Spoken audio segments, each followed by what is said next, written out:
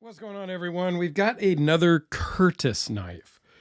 And I know a lot of people are questioning the Curtis quality these days. Um, what can I say? Every Curtis that I have either owned, handled, reviewed, whatever, they've all been perfect. I have not had any of the quality control issues that others have. NAF, good friend of mine up in Vegas, he has a channel. He had a terrible experience with a Curtis, and I believe the second Curtis they sent him. And yeah, so I believe that it happens. I'm not saying that there's not any quality issues from time to time, but I don't know if NAF had just, a lemon, if you will. I don't know. So I don't want to go there. And I'm not going to go into all of the specs either, I don't think, because I've done several Curtis F3 videos. And this is just another one in the line. This is a large slicer, they call this one. Here is a little bit of information about it. It's brand new. Just made just about a month ago now at the time of filming this. So you get a patch, you get a sticker, and the certificate, and it came in just a standard zippered pouch, nothing fancy, but totally adequate. This belongs to my good friend Gary. He sent it over to me from the retailer and realized that, oh man, you've already done some videos on these. I'm like, I don't care. I don't think I've done this exact one. I will put a link to my Curtis playlist up here in the corner at the end of the video. But I can tell you this is the non-flipper, and I have wanted to check out a non-flipper before. I actually did one non-flipper video previously, and I think my opinion still holds true that I kind of like the flipper better. I think I might like this better as a non-flipper. I do like non-flippers.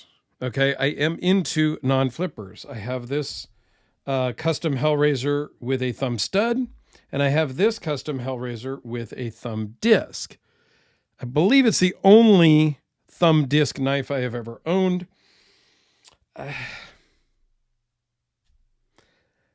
I kind of prefer the thumb stud because I can just fire it straight out. The thumb disc works very much like this F3, where I need to go to the side. It's very much a sideways action. And with the thumb disc, it's fairly easy to do. With this thumb, it's not even a thumb hole, it's just a thumb cutout. It is a little less forceful. Like, I wish there was a little more purchase and I could go to the side a little bit more. Maybe if it was a thumb hole. This does have a little bit of lock stick, but it is brand new. So it is still breaking in, and it's getting better as I have played with it for Gary. So I would prefer, I believe, a thumb stud. Maybe if it was in a complete thumb hole, like a Spidey hole, that might give it more purchase and give you the ability to fire it out a little more authoritative.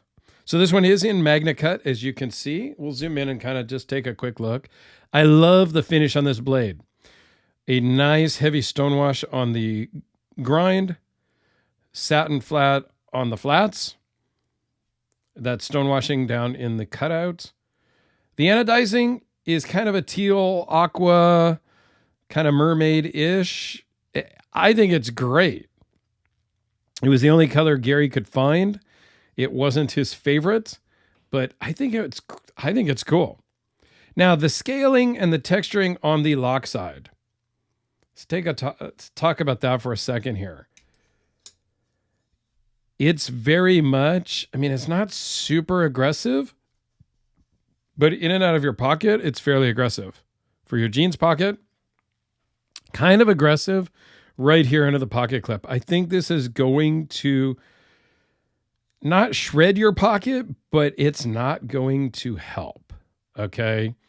So just something to be aware of with this type of milling pattern on this particular knife. Now, what I do like about this is it's their slicer version, which is their thinner version. It's very much similar size to my RJ Martin SS, which is their super slim, which is very Sebenza-ish size. And I do enjoy that. If I look at the custom Hellraiser here, side by side, it does give you a much thicker carry in the pocket and a thicker grip in the hand. However, neither one is bad in the hand. It's really a personal preference. This does not feel small. It does not feel wimpy. It does not feel like it's going to rip out of my hand. It's locked in there. Very similar to this guy. It is locked in there, and I feel very comfortable with that. I think in my times of collecting nowadays, I just prefer a little bit thinner blade. Not blade, but just a little bit thinner overall package. Not to say there's anything wrong with the Hellraiser thickness or the Shargnivko Ryu, which is a bit thicker. It kind of looks similar, but it is thicker. You know, there's nothing wrong with this size. Feels great in the hand, works well in the pocket. I just have evolved a little bit. I'm not into the crazy overbuilt knives lately. I would not carry something like that. I do like the overbuilt knives, and I own several still, but they're not something I carry. I tend to gravitate more towards these thinner ones. The RJ Martin, the VC Edge Interface, these are two of my most carried knives, along with this Hellraiser.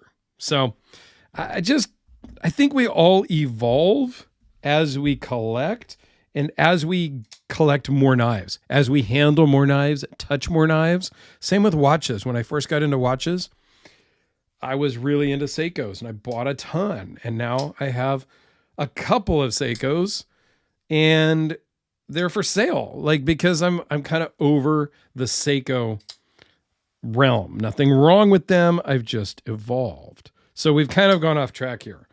This is the Curtis F3. It's a large.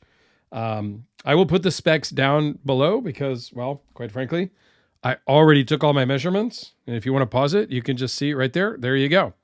But I'll put them down below if anybody is really interested in that.